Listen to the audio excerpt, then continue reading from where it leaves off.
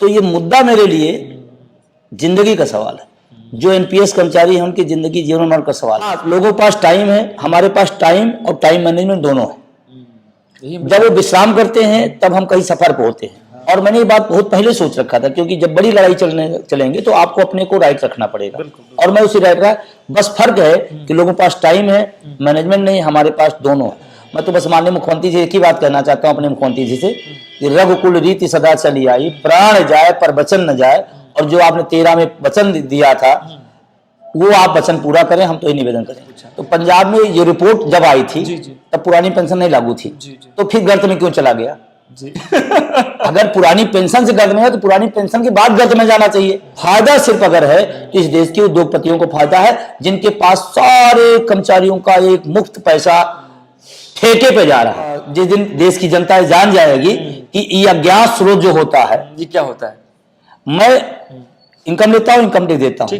मुझे ये बताइए, अभी मैंने सुना है उत्तर प्रदेश में शिक्षकों के साथ में थोड़ी सी जबरदस्ती हो रही है, एनपीएस उनका जबरदस्ती कटवाया जा रहा है। देखिए, क्या आप कुछ इसके लिए करेंगे? मैं बिल्कुल मैं इस पर अपनी टीम के साथ बातचीत कर रहा हूं, और निश्चित रूप से ये बहुत दुखद है कि आप एनपीएस की कटौती के लिए वेतन को आप रोक रहे हैं। सरकार की कुछ चाल है?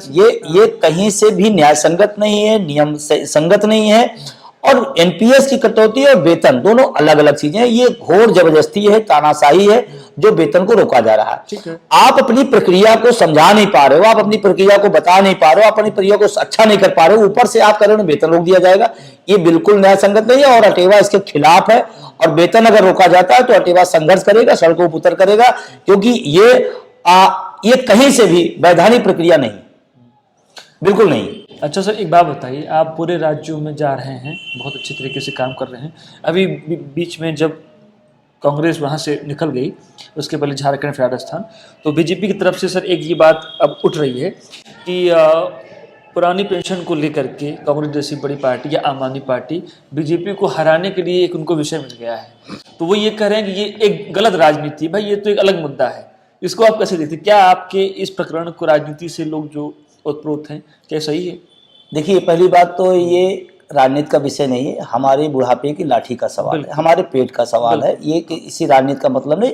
और अगर लोग समझते हैं राजनीति का ये मतलब है, जो लोग आरोप लगा रहे हैं, वो बहाल कर दें, उनका स्वागत है।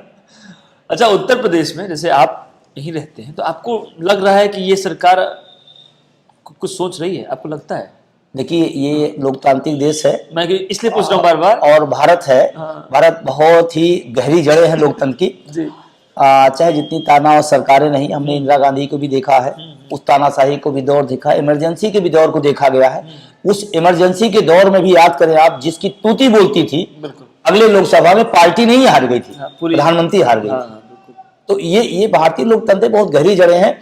जनता की आवाज सुनना पड़ेगा, आज सुनो कल सुनो, सुनना पड़ेगा। और जहां तक वर्तमान सरकार की है, हिमाचल के परिणाम ने बदल दिया है। प्रधानमंत्री और उनकी सरकार की नींद उड़ी हुई है। बिल्कुल। और हम इसलिए नहीं कहते कि हम उस पार्टी के इस पार्टी, हम अपने मुद्दे के साथ हैं। हमारा मुद्दा हमारे लिए महत्वपूर्ण है। आप विरोध करते हो, समर्थन करते हो, आपका विषय है। हम किसी का विरोध नहीं करते, हम किसी का समर्थन नहीं करते, हम अपने मुद्दे के साथ हैं। हमारे मुद्दे के आप खिलाफ हो या समर्थन, आप तय करो। इसी से आपने बहुत अच्छी बात कही कि आप किसी पार्टी के साथ में नहीं हैं। अक्सर राजनीति में लालच दिया जाता है। बीजेपी ने राज्यसभा का टिकट दे दिया आपको, तो क्या करिएगा?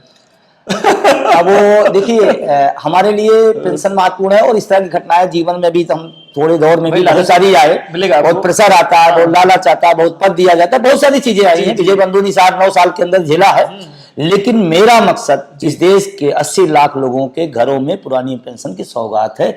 मेरी पहली प्राथमिकता वो है। बाकी लोग अब सामाजिक जीवन में हैं तो तमाम तरह की बातें आती जाती रहती हैं, लेकिन हमारी टीम के लोग, हमारे बारे में अच्छी तरीके जानते हैं। एक पहले दिन से और आज उसी पर खड़ा हूं, उसी पर टिका हूं और उसी पर बढ़ूंगा। 2023 में लगातार इलेक्शन है, 9 राज्यों में है। आप कांग्रेस के ही साथ जाएंगे या अपने मुद्दों को लेके जाएंगे? देखिए, मैं राजस्थान गया तो सरकार किसकी थी वहां? कांग्रेस की। मैं झारखंड गया तो किसकी सरकार थी वहां पर? झामुमो की। मैं उत्तर प्रदेश के विधानसभा चुनाव में अपने मुद्दे के साथ खड़ा हुआ तो कौन था? मेरे लिए पार्टी और नेता महत्वपूर्ण नहीं, मेरे लिए मेरा मुद्दा महत्वपूर्ण। जो मेरे मुद्दे का समर्थन करेगा, जहां करेगा। क्या तैयारी है आपकी? मैं उसके साथ बहुत क्लियर कट करना चाहता हूं कि जो मेरे मुद्दे के साथ होगा मैं उसके साथ हूंगा।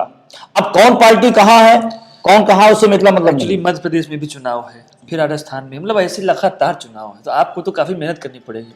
हाँ, मेरी मेहनत है और कोई शेड्यूल बनाया है कुछ हमारी महीनों शेड्यूल में? बना हुआ है। हाँ। पूरे 2023 का पूरा शेड्यूल हमारी टीम तैयार कर रही है। पूरे साल भर का एजेंडा जारी किया जाएगा। और आपने क्योंकि मध्य प्रदेश चर्चा किया, तो मैं अभी नए साल की शुरुआत वहीं से करने की? मैं उज्जैन महाकाल से करने जा रहा ये हूँ। मतलब एक्सक्लूसिव खबर है। हाँ, वो वहीं से शुरुआत करने जा रहा हूँ। और उज्जैन महाकाल में प्रार्थना की जाएगी, अपनी बात रखी जाएगी। और मध्य प्रदेश से शुरुआत करने जा रहा हूँ क्योंकि वहां पर मुख्यमंत्री जी हाँ। का रास्ता कहीं दिल्ली से कटे तो इधर से रास्ता बने। अच्छा, हमारी पेंशन मिलनी चाहिए। एक सर और इस पे है, कोविड 2 साल 3 साल से लगातार रहा है। अभी राहुल गांधी जी की भारत जोड़ो यात्रा अभी है, चल रही है, और 3 तारीख से वो उत्तर प्रदेश में आ जाएंगे। लेकिन अभी गवर्नमेंट की तरफ से उनको एक लेटर जारी हुआ है कि भाई आप कोविड का जो है प्रोटोकॉल करिए। सपोज कीजिए आप लोग भी कुछ कार्यक्रम शुरू कर रहे हैं, और क्योंकि आपका जो संगठन है उतना बड़ा है कि मतलब भीड़ बहुत बड़े स्तर पे आ रही है, तो कोविड में फिर कैसे इसको आप मैनेजमेंट करेंगे? नहीं, जो सरकारी गाइडलाइन होगी, हम लोग तो उसको पालन कराने वाले लोग हैं। हम लोग पूरी तरह से उसका पालन करेंगे। और पालन ही नहीं, कोविड में तो जब पूरी दुनिया बंद हो गई थी, जब पूरा देश बंद हो गया था, जब ये हमारे सवाल पुरानी पेंशन उठाने वाले लोग अपने घरों में दुपक गए थे, उस दौर में हमारा सफाई कर्मचारी, उस दौर में हमारा ट्रैफिक पुलिस, उस समय राजस्व कर्मचारी, उस समय हमारा प्राइमरी का टीचर, हमारे तमाम सारे शिक्षक कर्मचारी, अधिकारी, डॉक्टर, नर्स, वही तो समाज को, उस देश को, उस प्रदेश को बचाए हैं। तो कोविड में हम लोग से ज्यादा बड़ी कुर्बानियां, हम लोग से ज्यादा बड़ी सेवाएं किसी ने दिया और बता दीजिए। हमें तो कहता हूं, मैं प्रधानमंत्री निवेदन करना चाहता हूं कि कोविड के काल में हम सबके काम को देखते हुए उन्हें तो पुरस्कार स्वरूप पुरानी पेंशन की सौगात देनी चाहिए। ये तो दुर्भाग्य मुझे लड़ना पड़ा है। बात तो सही। 24 का फिर चुनाव आएगा अभी लोकसभा का, और इस देश में 2 ही बड़ी पार्टियां हैं, बीजेपी और कांग्रेस। कांग्रेस आपके साथ में कुछ रास्ते पे वो अब चलना शुरू कर रही है। तो 24 के लिए आप क्या सोच रहे हैं? आपकी कोई बड़ी राजनीति है अभी? क्योंकि आपको तो अपना हक चाहिए। ये आप मान लीजिए, देश भर का जो माहौल मैं देख रहा हूँ, मूड मैं देख रहा हूँ पूरे देश का, क्योंकि ये बड़ा अच्छा, मुद्दा ये है। सवाल सिर्फ पेंशन के तक का नहीं है कि पुरानी पेंशन खत्म हो गई हमको नहीं मिलेगी। सवाल ये व्यवस्था पीढ़ियों की है। जी, जी। ये लड़ाई पीढ़ियों की है। आज मैं बाहर हुआ, कल आने वाला जो नौकरी में आ रहा है उसकी बाहर होगी। तो वो लड़ाई पीढ़ियों की है।